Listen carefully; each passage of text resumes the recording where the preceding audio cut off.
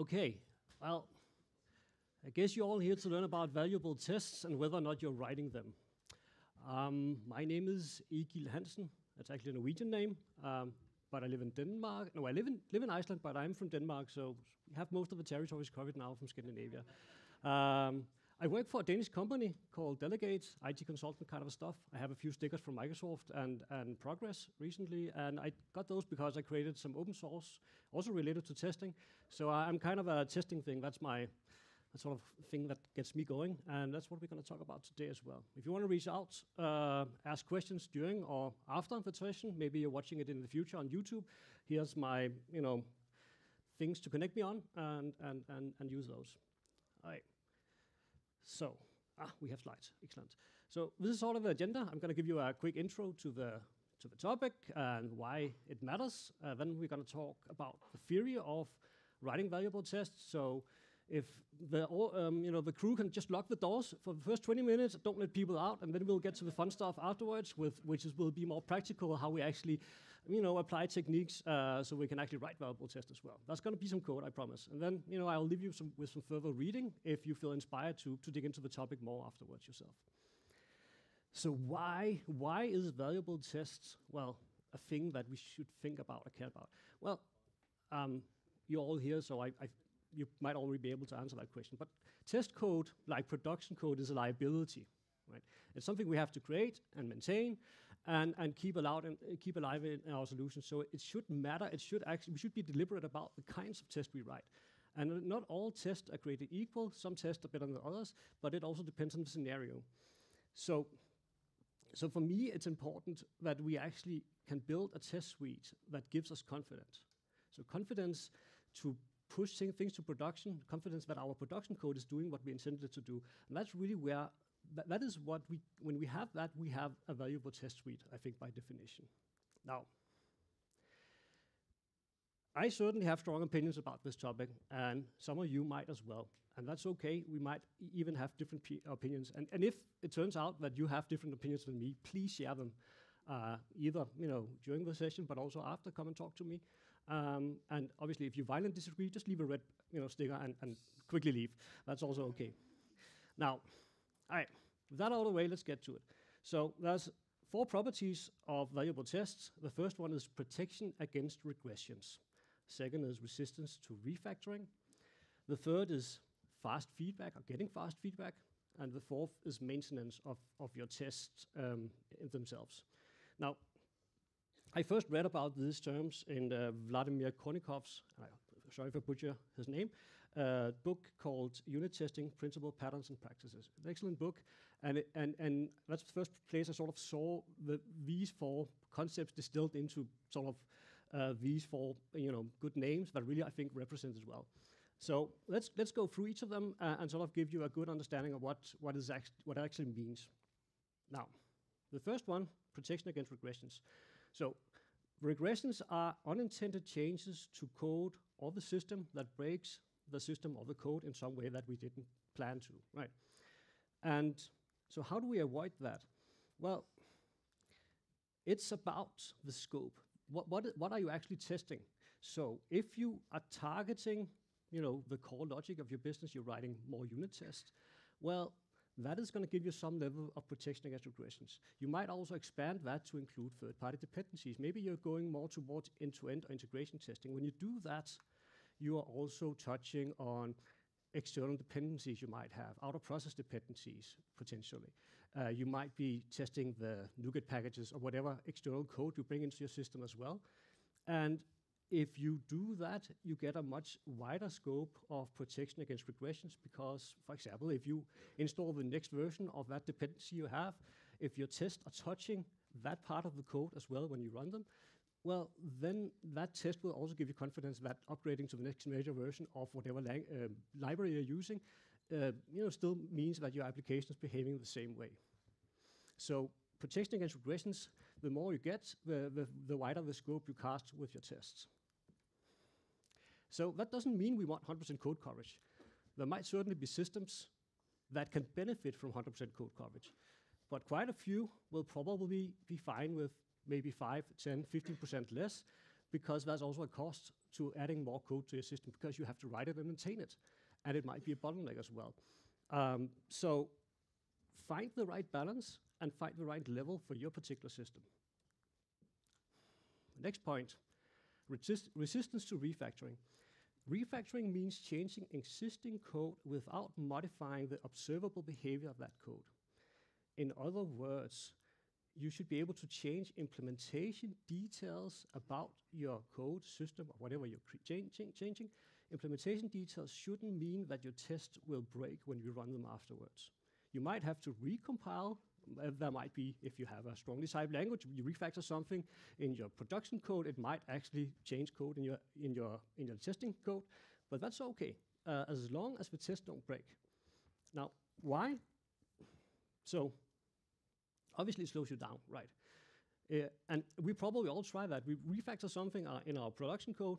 It shouldn't be a breaking change, yet we have tests that are failing now. So now you have to slow down. You have to be careful because now you're changing both things at the same time. You're changing both your test code and your production code. So now you don't have one or the other that is sort of can be used to ensure that you haven't broken or made a mistake in either one. So if you're changing both at the same time, you have a fairly big risk that you will accidentally, change the behavior of the system in an unintended way. Fast feedback. Well, fast feedback, to some extent, well, unless you're doing test-driven development, the time when you get value out of your test is when you run them. And the faster you can run them, the more likely you are to run them often, and thus you're getting more value out of your test. So ideally, we would want to have tests be part of sort of an iterative workflow. One thing that Martin Fowler highlights in his refactoring book, which I think is really insightful, and I always kick myself when I forget doing that, is to take small steps. When I'm changing something, make that small change, make sure that my code compiles, and then run my tests. If I get into a sort of refactoring, hourly long thing where I start changing things here and there, and then after a few hours I run my code, and I have a whole bunch of tests that break. Now I have hours worth of changes that I have to look over to figure out what's going on. That typically means starting the debugger, and whenever I start the debugger and start to step through one statement at a time, that is a time sink that eats up the day quickly. So the idea is if you have a very fast test suite, you can make small changes, run your test, and if the test break, you have maybe a couple of minutes of changes that that's fresh in memory, so you're probably able to pinpoint exactly where the mistake is and go and fix it immediately without having to spin up the debugger. So that's a great advantage of having a fast test suite that you can get immediate feedback. So what about maintenance? Maintenance is the maintenance of our test code. And it should be easy to understand the test code. It should be easy to look at a specific test method, for example, and understand what is this trying to test? What are we trying to get out of this? What is the purpose of this test? Does it focus on a single unit of behavior? Or is it maybe a very narrow piece of behavior? Or is it very wide net we are casting with that test? Either of those might not be a good idea. It should also be easy to run, right? There's nothing worse when downloading the code base, new project, and you have to install a whole bunch of extra tools to actually get that test suite to run. Hopefully you don't have a dependency on some shared database that all the tests need to talk to. So things like that are really important for like a good, valuable test to have high maintenance. They should also be easy to modify. Like are using the proper patterns to enable you to quickly add and change tests in a safe and safe way. Deterministic and consistent. Doesn't work with tests. Just if test runs fine on your computer, but it runs slow or runs wrong or fails up on the CI pipeline. In some of my open source projects, we've had that issue with problems when you run the test on the slow GitHub runner. All of a sudden, we have race conditions that pop we don't see. That's not good. So we want to make sure that you make the test stable. So these properties we talked about, these are the things we can use to evaluate our current test suites against and see whether or not they actually make sense, if they're bringing the value into our project that we need. And one thing is that there's no perfect test, right?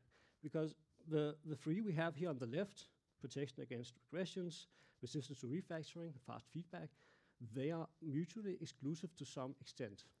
Right? We can't have all three. Maintenance we can put to the side and say, well, we should always try to optimize maintenance, but those three. So if you want to have good resistance to refactoring and protection against regressions, you're probably going to do end-to-end or integration tests. But if you have maybe simple layer around your solution, where you have a lot of business logic, well, you might get more value out of creating more unit tests that you can easily and quickly test the business logic. But my recommendation is to prioritize maintenance, because that's going to give us good speed bump. It's going to make it easier for us to work with our test suite, and then prioritize a resistance to refactoring.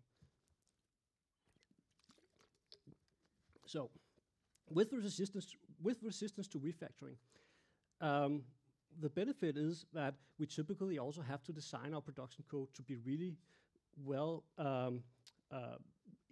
really easily testable. It's going to be hard to make our test resistant to refactoring if our production code isn't easily testable. And typically, actually, when you go that route, you will also have production code that is easier to maintain. So that's sort of a dual benefit of that. And then it becomes sort of a trade-off between, do I want to run my test fast and get instant feedback, or does it make sense for my solution to have more end-to-end like tests that maybe run slower, but then have cast a wider net? Okay. Now we can unlock the doors again, and the sort of the hard theory part is over. And it wasn't too bad, I think. So some recipes for valuable tests. And sure, let's start by taking the most controversial topic off the bat, naming things, right? So now it's the time to storm angrily out. No, seriously, well, that might be a good chance that you're doing something different than what I recommend. But stick with me and see if it makes sense, right? So suppose we have a test case. We want to write a test for a shopping cart that is empty, and we are adding items to that shopping cart. How would you name that test? Now, I kind of expected nobody wanted to shout something out, so I asked ChatGPT to come up with a few options for us. So these are the classical things, and I've used many of these before. And you might probably be using some of these naming conventions or standards in your projects. I would probably today, and side note, the reason why I called it the 2025 edition is because the last 10 years I've gone through those. So if I do this session again next year, it might be slightly different take I give you. Well, anyway, my suggestion would be to name it add item to empty shopping cart. I don't want to include the expected assertion. I don't want to include any system state or expected state in there. I just want to have the scenario. I want to focus on the business scenario because that's less likely to change. I'm going to get back to that. I also want it to be easy to read. So I'm not going to do weird things with upper and lowercase or smashing the words together. Put underscores between, replace that with, instead of having, well, just write a normal English sentence and just have underscores. It's going to be easy to read. And not become stale. So I've seen examples both in my own code bases, but also in others where the code has been changed, but the developer forgot to update the name of the test. So now they don't match anymore. And this is why I don't want to have expected outcome in the test name, right? So the inspiration for this take came from Mark Seaman. He writes, when considering a test, I tend to go straight to the test body. I only read the test name if I find the test body unclear. And I realized I do the same thing. So that means that it's kind of like a comment. And he goes on to talk about that. He says, a test name is more like a mandatory comment than a normal method name. And like we all know that comments should actually explain why, not what, right? So and it's rarely a good idea to add a comment that describes what the code does. It should already be clear from the code itself. So if you need the test name to actually explain what the test is doing, you probably have a hard-to-read test. That's another problem. All right, nobody storming angry out. That's good. Let's continue. Recipe number 2. Well, okay, last point, of course, is we want to follow a consistent pattern. So if you choose one standard for your test, for your project or solution, do the same thing all over. Now, let's step into the test method. Problem not that controversial. Oh, do you have a question? Can I ask a question? Yeah, sure. So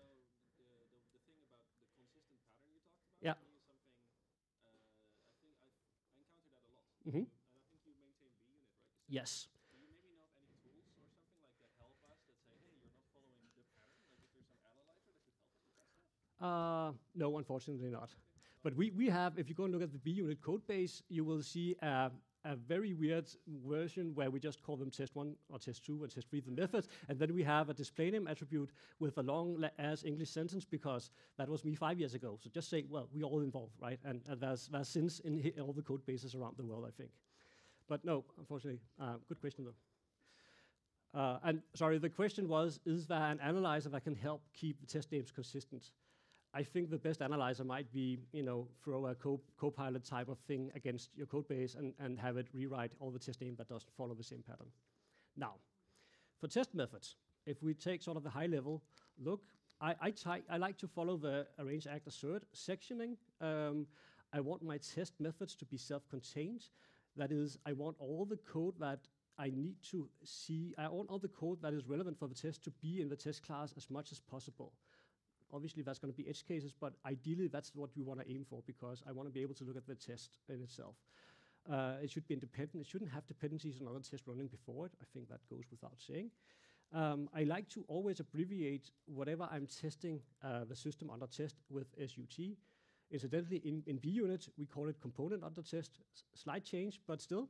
And I typically just delimit, as we see here in the example, I just delimit the 3 sections with white space. And no reason to add the 3 extra lines for the comments. Obviously, sometimes each section can grow quite large, especially if it's an end-to-end or integration test. So then I'll add the comments just to make it clear what's going on, what sections belong to which. And again, follow a consistent pattern. It's probably going to be a theme. Now, let's double-click on the arrange section. So if we have a test like this, add item to empty shopping cart by gold customer with previous orders, well, we would probably have quite a large arrange section, and they tend to grow quite large when you have more complex scenarios. And in this particular case, we could leave it like that, but there's a good chance we were going to need something similar in the next test and the next test after.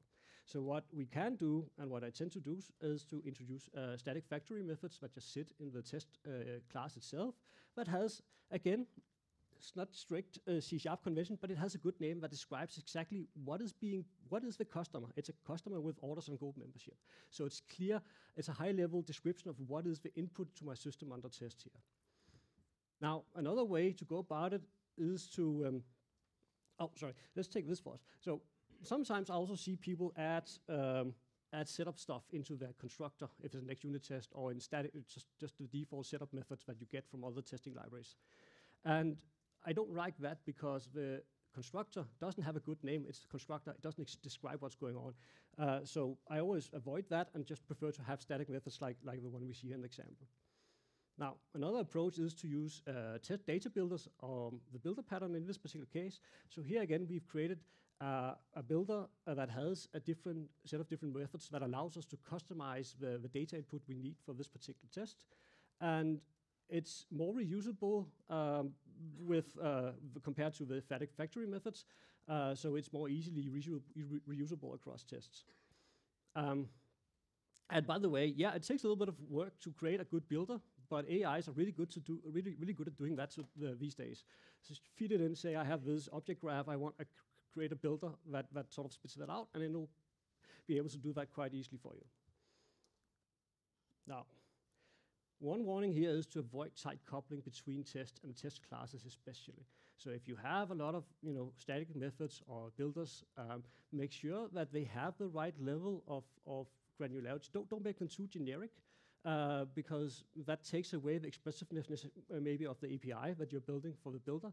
If it's too generic because you want to reuse it across all, I'm more in favor of actually just duplicating the codes if it gets too generic, so that you have a high specificity in each test so you can really easily read the test and understand what's going on. Now, the ACT section. Well, keep it short. Usually there's one statement. It can be sometimes that you have more than one statement, and that might tell you something about your production code. Because, put it a different way, if the production code is hard to deal with in a test, it's also hard to deal with in production. So that's sort of a signal, perhaps, to go and refactor things, right? So if we are required, when we are working with our shopping cart, both to call the add items and then update, call another method to update the discount or whatever, that should probably just be one method. Simple example, but the idea is if you have more than one statement going on in your act phase, you might have some refactoring to do. Assertions. So, single unit of behavior, not a single assertion statement. This particular example here, we are looking at 3 assertion statements, but they are all centered around what's going on in this test, that when we add the item to our shopping cart, and it's a gold customer that owns that shopping cart, the right discount is applied. They all logically belong together. It's sort of a narrowed, but it's a good scope. Now, you can improve on that if you want to make it more readable. You can create custom assertion methods. I tend to do that. If you're using third-party assertion libraries like Fluent Assertions or Shoodly, there's usually extension methods in those that allows you to add your own assertion methods on top so that your domain language blends in with their generic assertion language. And again, the advantage is it makes the test more readable. It takes a little bit more effort to actually write out these assertion helpers or methods, but it means that the test is more readable, more easily understandable, and thus more maintainable. Now, you could also use snapshot testing. How many here knows about snapshot testing and Verify? All right, good deal of you. So snapshot testing works. In this particular case, I'm using .NET to demo it, and there's an excellent library called Verify that does snapshot testing. I can snapshot all sorts of things. So a snapshot works like this. When you run the test and you pass something you want to snapshot into the Verify method, it will create a test method.received.txt file. It could also be a JSON file or something else. You decide that. And it will store that on disk. If you run the test before, you might have a test method.verified.txt file. And if you have that, it will take the received file and compare it to the verified file, and just using regular old diffing. And if they're different, it will pop up your favorite diff tool, and it will show you the differences, and you can decide whether or not you want to accept the changes that are in the received file, or if the tests are broken. Now, there are no free lunches, not with snapshot testing either. It's super useful. Like, I use it a lot, for example, when I do APIs, build API, and I want to test my API. You can capture the full open API schema, for example, and snapshot that. And all of that is, that's an excellent way to just make sure you haven't broken the schema, for example. But it also hides, like now we can look at the test method here, and I can't see anymore what my assertion is. I can just see that it should match a snapshot, but snapshot is in a file next to the test class, so I don't have a single place to look, so I'm losing a bit of context. I'm also missing, I'm missing what was important about the test, which was that the right discount was applied and the item was added to the shopping cart. I'm missing that information because all the things that I'm just passing in my full shopping cart, so all the things are getting snapshotted. So it might hide some important things, but it might also include things that are less important for this particular test. So one thing I've done, and that sort of leads to snapshot testing being less resistant to refactoring, because you might change maybe might add another property to the customer, right? And that gets snapshotted with the shopping cart. So now you have this test breaking if you're just changing that thing, but it's not really a part of that test. The test shouldn't care about that, but it starts to care about that because everything is getting snapshot. So one thing you can do, I've done, is you can include the specific assertion statements that you want to highlight, that this is the important parts about this test, and then have Verify be the secondary thing that you capture when you snapshot, so that you have both. That means it's more safe for you just to accept. Like if the primary assertions fail, it's fine to just accept the snapshot and keep that around and not have to deep dive into that.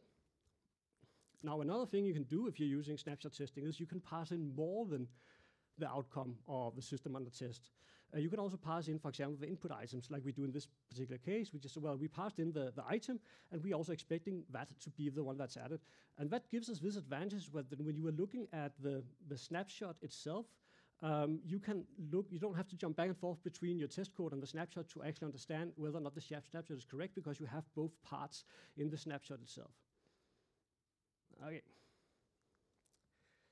Collaborators. So usually our system under test will have collaborators, or at least many of them do, right? So how do we deal with them? Well, the rule of thumb I have is to avoid, again, implementation details in our test and test only what is externally observable behavior.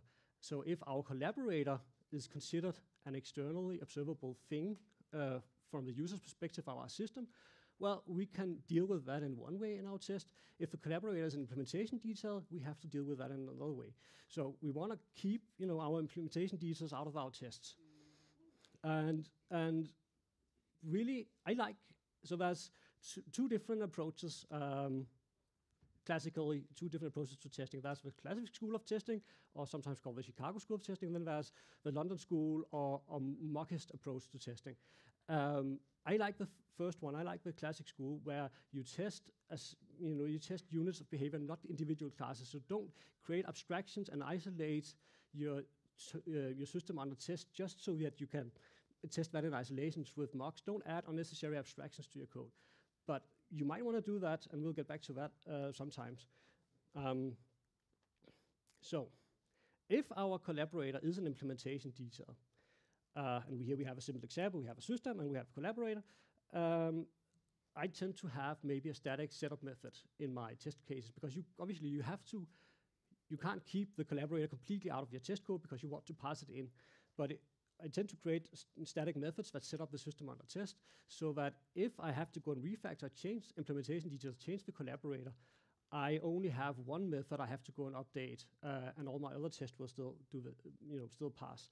Whereas if I do it in every single test, then I have to update all the tests whenever I change something about the collaborator. If the setup, for example, constructor method on it changes, and then we just include the collaborator directly in our test if we can.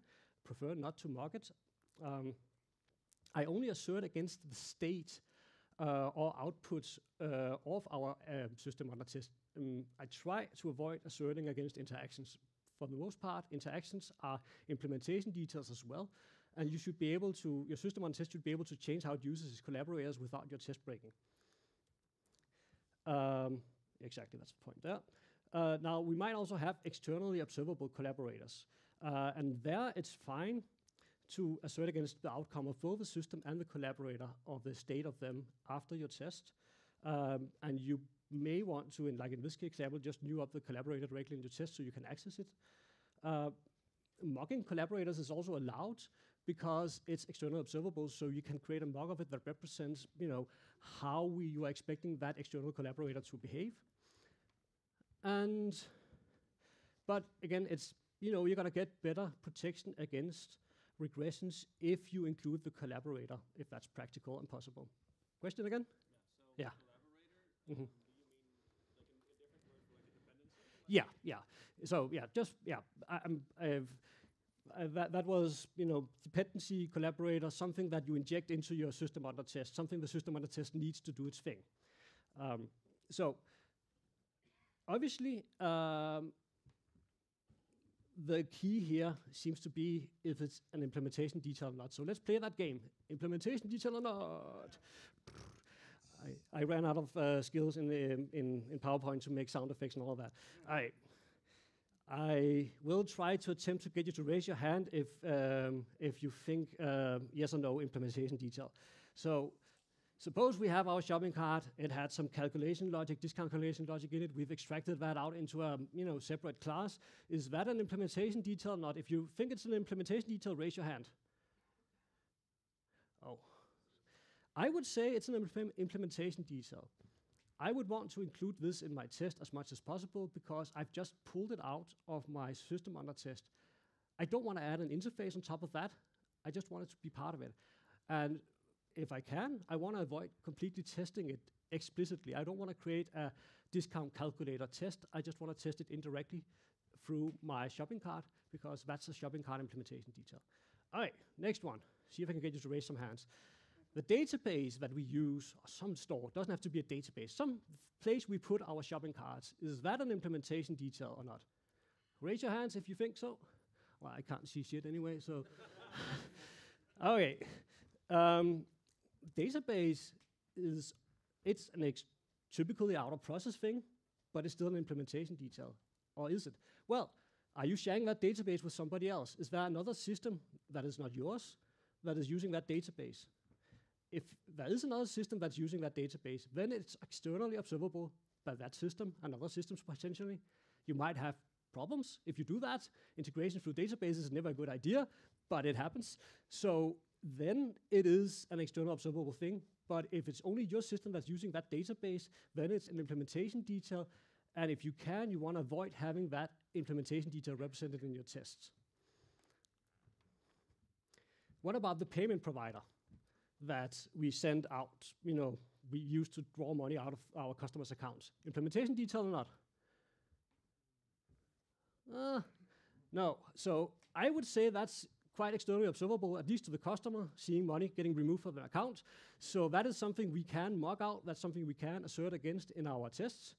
Similarly to the email service, somebody externally, typically the customer, other people will get an email. So that's something that is visible outside of the system. That's part of the public contract, public API, whatever you have, with your external, users of whatever you're building.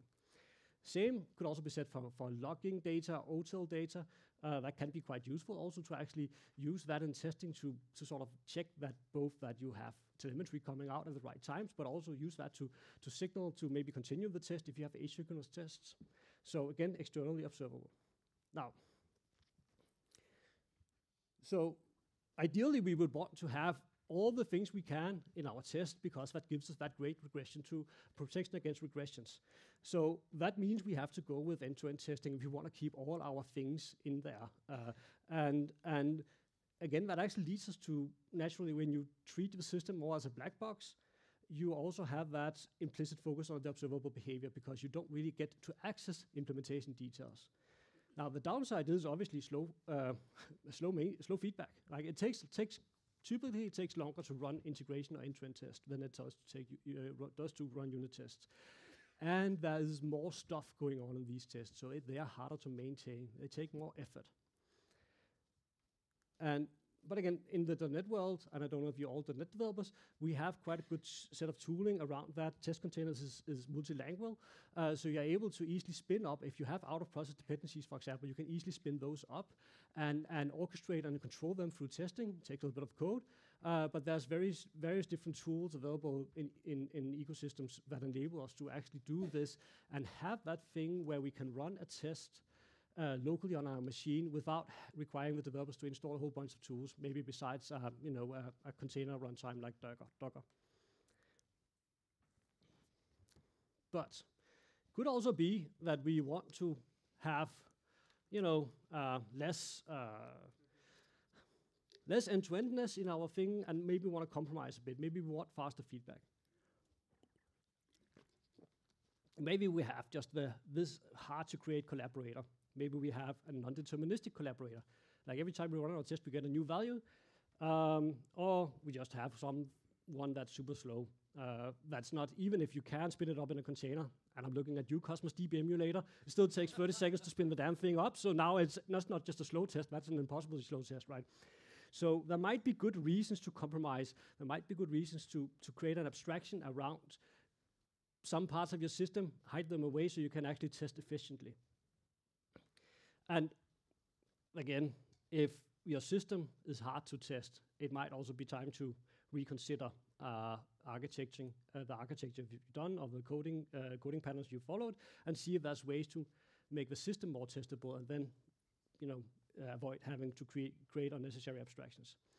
So yeah, try to avoid that. But if you do, and that's typically my go-to, introduce abstractions on the edge of the system. And there's really good tooling around that. Or rather, I would say architectural patterns. We have the hexagonal pattern, hexagonal architecture, ports and adapters, imperative shell functional core. There's also the onion architecture. Typically, what they offer is that they have you put all the slow, out-of-process things on the edge of the system, create a layer of abstractions around them at the edge, and then you have your functionality, your business logic in the middle. And if you want, you can just stop or mock out the edge and then test efficiently and fast the business logic in the middle. Now, so we decided to introduce abstractions into our system. We want to have an iCollaborator instead of a collaborator. And I think the typical approach is to use a generic mocking library. Here I'm using MOQ to demonstrate, but there's also Nsubstitute, and I'm sure in the other ecosystems have similar approaches. And it looks like this. Another alternative is to just handwrite your test double. Test double is sort of a generic term for anything from a fake, mock, stop, and all the, there's 5 or 6 different types. But you can just handwrite them. You don't have to use a generic mocking library. And disclaimer, I prefer this style. And let me try to explain and show why that is. So if we look at the mocking library pros, well, clearly you have a generic API, and there's much rapid development. You don't have to write any custom code yourself. You just have to define how the behavior is of that mock, how the mock should behave when you create that mock of your collaborator. There is generally also a quite flexible way of verifying that interactions happened and they happen in the right way. And I don't want to say it's debatable that's a readable API. I guess when you're used to the API of the mocking library of choice, it's readable, but it's at least consistent, so you have the same way of defining how mocks should behave during testing. Now, the downside of mocking, and it's a fairly big one, it is that it leads to test fragility. Because you are explicitly declaring in your tests how the mock is behaving. So in a sense, you have implementation details right in your test, very explicitly. So whenever you want to change, you want to add a new method to the interface that you're mocking out about the collaborator, or you change how it's supposed to behave, well, then you have to go and update each and every test where you've defined that behavior as well.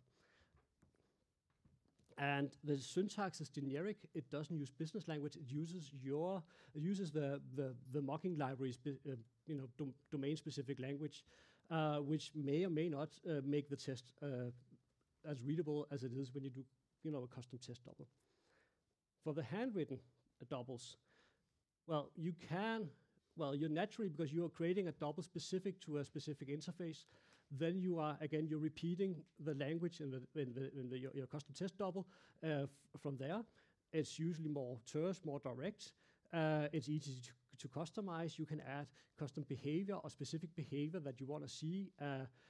And it just means more robust test code, because typically you just end up going and updating the test double when there's something that changes about the collaborator, and all the tests will still run. And it's more naturally reusable because it's a separate thing, separate type class you have. So it's not declared in each and every test method necessarily specified out. And it has another benefit. So if you have something that's externally observable, maybe it's the payment gateway. They have specific APIs. So you create an abstraction that sort of in domain-driven design, you call that anti-corruption layer. You create this abstraction that sort of has just the things that you need, and then you can, in your test double, you can define what exactly you expect the behavior to be. So if it is that the external collaborator that you're using changes its behavior, you have your own definition of what you expect it to do, and you can sort of match those up against each other and figure out where things are going differently if some external part updates. So obviously, the downsides of handwrittens is that it takes time to create. But again, AI can do that quite well these days. So I would say that's less of a problem than it was 5 or 10 years ago. And you also have to be be disciplined to actually make if you have multiple test doubles in your system, you have to be disciplined to have a similar API in all of them, so that it's easy for you and the other developers to actually write the code and understand what's going on. Now, let's make it more. Let's make it concrete. Let me show an example of what I mean here. So simple example, we have a customer service that exists to create and manage customers, and it has an iCustomer repository it takes as input. It has a single method called create async that's probably going to be, update and delete and maybe get by username or get by email or get by ID at some point in this customer service, but for now let's keep it simple. And the customer is also quite simple, ID, name, and email, and our collaborator is equally simple. It has a, create async method. Now, the mock version of this test, we want to test that we can create a new customer. Well, first we have to mock our iCustomer repository, and then we have to do the setup dance here, where we define that when the setup and the create async method is called, and we don't really care about the type of customer that's passed in, just any customer, then we actually do the right thing that our repository is expected to do. We give it a unique ID, in this case just a hard-coded one, and return it back. And the rest of the test goes as you probably expect. We new up the system.test. We call the create async method on the system.test and pass in, some values. And now we can write an assertion statement checking that, hey, we did actually get a new ID, not just the default value. You may also want to, if you're so inclined, typically want to avoid that, but if you're doing mocking, you might also want to check that the create method on the mock was actually called and the system.test just didn't, make up a new ID for the customer on the spot. But clearly, like, we have implementation details here. We're specifying how many times now that we expect that our system.test to call our collaborator, which is, tying what we are doing to the test, like how the system.test is behaving, how it's doing its thing, and that's not a good idea. Now, if we want to look at the fake version, well, first we have to create a fake. So we create a fake customer repository, and right now it's quite simple. It has a list of customers that we can look at if we want to, and then we have a simple implementation of the method. It actually does more or less the same thing as our code in the mock did, our mock setup did. Now, here, the test is a bit more simple. We just new up our fake repository, passed it into our system.test, and then the rest of the code is the same. What we could do if we want to also verify that the data was actually put into our fake repository is that we can go and interrogate the fake repository and look at this list and see if it now contains the customer.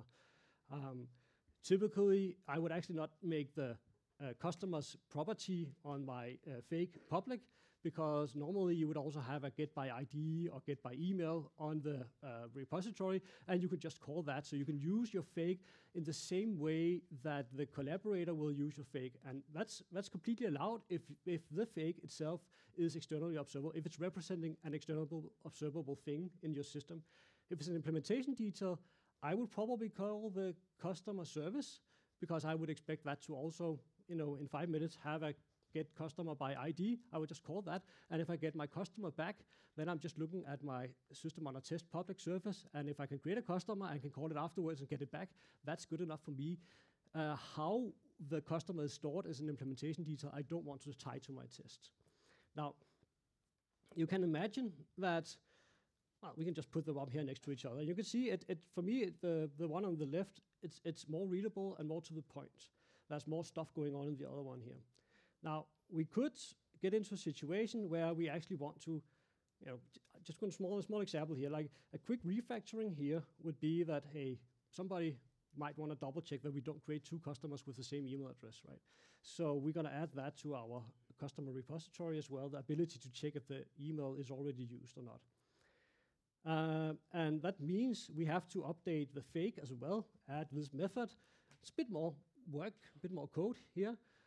But that just means that the test, the test that uses the fake stays the same. There's no changes to that. However, the test for that uses our mock needs to be updated. And if you can imagine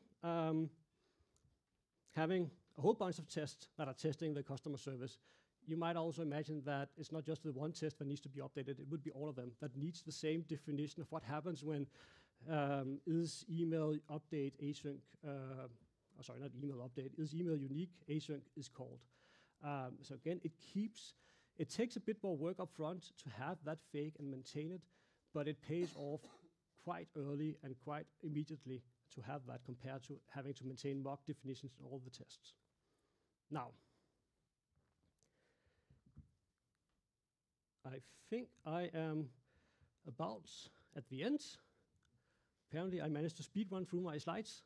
So if you're inspired, you can go and read this book. It's an excellent book. It covers a lot more of what I talked about in details. Another book that we also touched a bit upon is Mark Siemens' book, Code That Fits in Your Head. It has a more holistic view on the whole development process from both from testing perspective, but also architecting a system that is testable and maintainable over time. And I have to give a shout out to Martin Fowler as well. I really enjoy the refactoring book, especially for his detailed walkthrough of how his process of development is. Obviously, there's also all the refactoring patterns in there, but I think the way of building software in a way where you're efficient really makes sense. Now, it's time for questions and feedback. Any strong opinions that were offended today? Okay, well, have a great rest of the conference. Thank you for coming, and yeah, see you around.